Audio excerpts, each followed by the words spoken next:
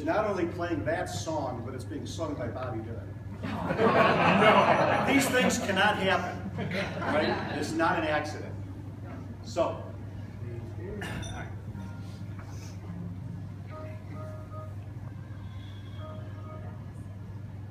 once upon a time, a girl with moonlight in her eyes put her hand in mine and said she loved me so. But that was once upon a time, very long ago. Once upon a hill, we sat beneath a willow tree, counting all the stars and waiting for the dawn. But that was once upon a time, now the tree is gone.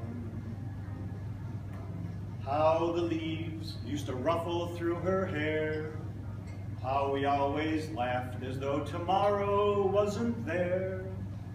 We were young and never knew a care. Where did it go? Once upon a time, the world was sweeter than we knew. Everything was ours, how happy we were then. But somehow, once upon a time, never comes again. We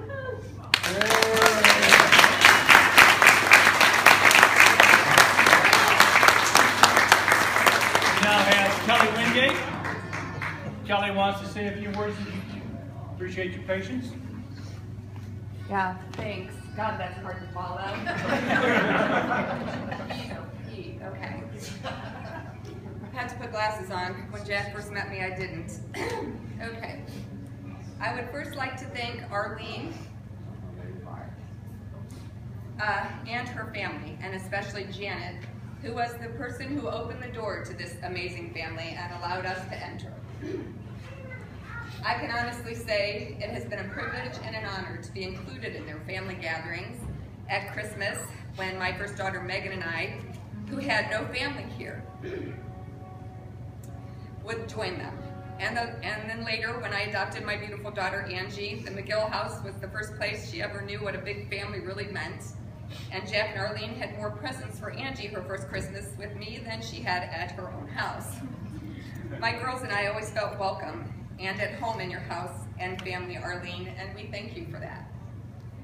From late night family gatherings to birthday celebrations to painting that huge house, which if you remember, I came dangerously close to falling from the top of until Jack threw himself in front of me and stopped my fall, to pottery with my girls resulting in Christmas ornaments I cherish to this day, to my first introduction to Jimmy Buffett and his live concerts where I tried desperately to keep Megan from inhaling the fumes that tend to be present at a Jimmy Buffett concert, to learning about music from a man who appreciated the full spectrum from jazz to hard rock at a decibel level most teenagers would argue was too loud, to family dinners where the food and the Jamesons had no end, to the night I got a frantic phone call from Janet that her parents' home was on fire, and I rushed over there to find that once Jack knew his loved ones were safe, he was so concerned about his animals I thought he would fight the fire himself until he found them. My children and I found laughter and love in your family, Arlene. And I thank you, and thank Jack for opening your home and your family to us. I need to take just a moment and thank Jack and Arlene's children and grandchildren. Thank you for sharing your family with me and my girls. Each one of you holds a special place in my heart and a realization, that my biological family is not the only one that's a little bit nuts, but I choose you all over them any day. Janet Sue, where are you? I'm here. Okay. I have thought what I would like to say to you at this point, and the only thing that I can think to say is that he knew.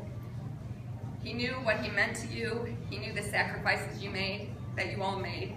He knew how tired you were, and that despite that, you were there. He knew how hard it was for you to see him go from the strongest person you had ever known to the man who looked to you for help when he could no longer help himself.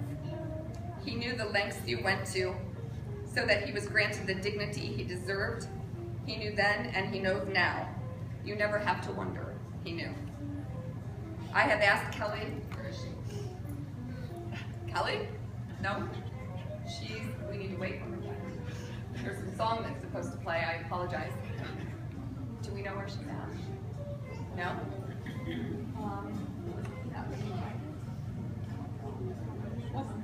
Okay. Okay, well, I have one other thing that I need to do, and we can do the music later. I apologize.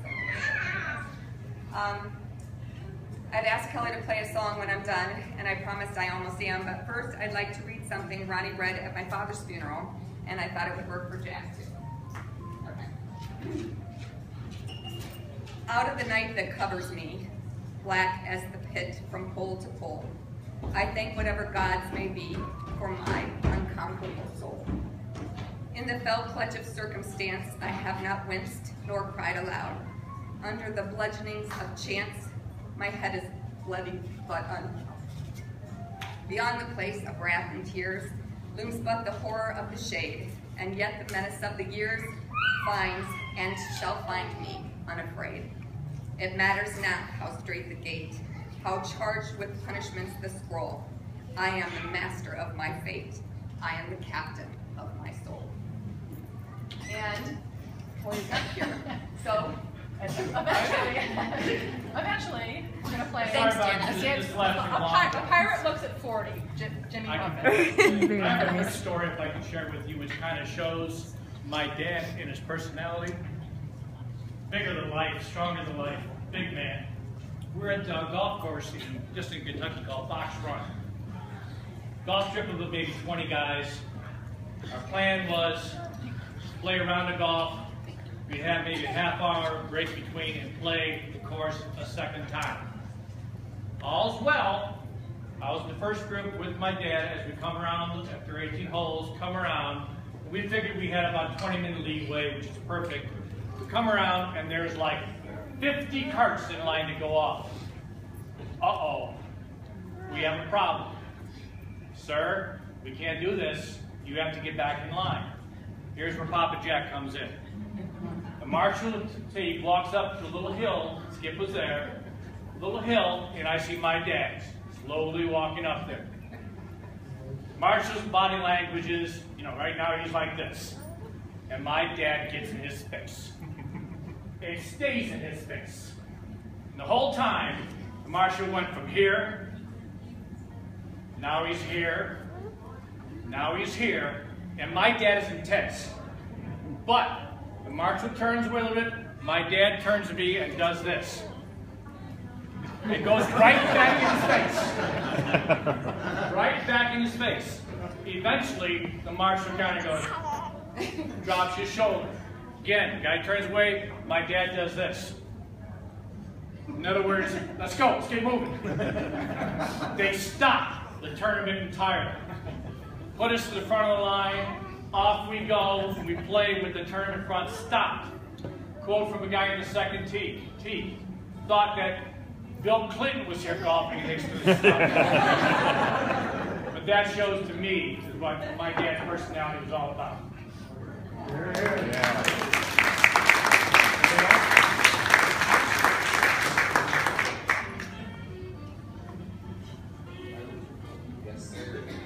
Let us also honor all of you who show up on our day. We appreciate that. Dad was a giving person. And he always believed in sharing with others. So we would like to share this honor with you today. Because as I'm drawing on some literary pastor, if I may, as F. Scott Fitzgerald said in the Great Gatsby, we must learn to honor our friends while they're still